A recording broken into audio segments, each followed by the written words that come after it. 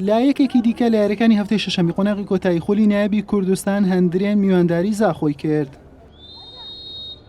یاریەکە با لێدانە هەمە جۆرەکانی یاریزانانی شین پۆشی خاوەن ماڵ دەستی پێکرد، بەڵام زاخۆ بەهۆی ئەوەی لە 5 یاری ڕابردووی تەنها پشتی شکست بووە سەرەتا بێدەنجی هەڵبژارد تا لە خولەکی 37 عامر فازڵ لە یەکەم دەرکەوتنی زاخۆ گۆڵ یەکەمی بۆ سپی پۆشەکان تۆمار کرد.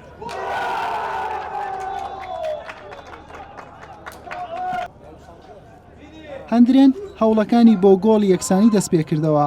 یاسر قاسم توانی بەرگریکارانی زاخۆ ببڕێت و گۆڵ یەکەم و یەکسانی هەندرێن تۆمار بکاتەوە.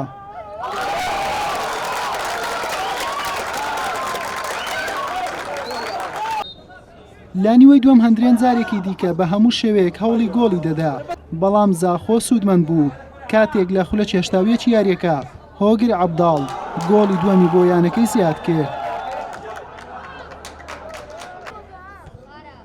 لە کاتێکدا هەندرێن بە دوای گۆڵی یەکسانی وێڵ بوو، زاخۆ بەهێر شاڵگەڕاوەکان نزیک بوو لە گۆڵی سێیەم.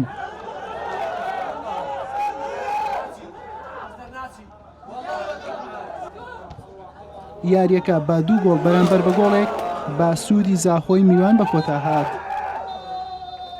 برێمیانەیەک هیچ برێم ئەنجامی نیە یا خۆت وەکو برێم پێویست نییە، ئیدی دەگەڕێتەوە سەرەوەی ئەمە یاریزانەکانمان برێم حازرایان نەکرد، غروورێشیان پێوە دیار بوو.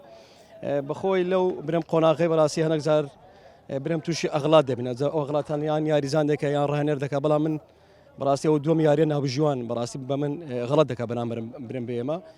نابژوان لە ڕۆژ برێم خۆی بە پەنارتیمانە بوو پێشی برێم لە یەک بێشی گەمەیمە و گەمەی برایەتی عینەشن نابژوان بەڕاستی خراپ بوو. یاویش برێم غەڵەت دەکە، بەس نازم غەڵەتەکان لۆ برێم لە بەرامبەرمە بیتن هەرواشە دەورێکە.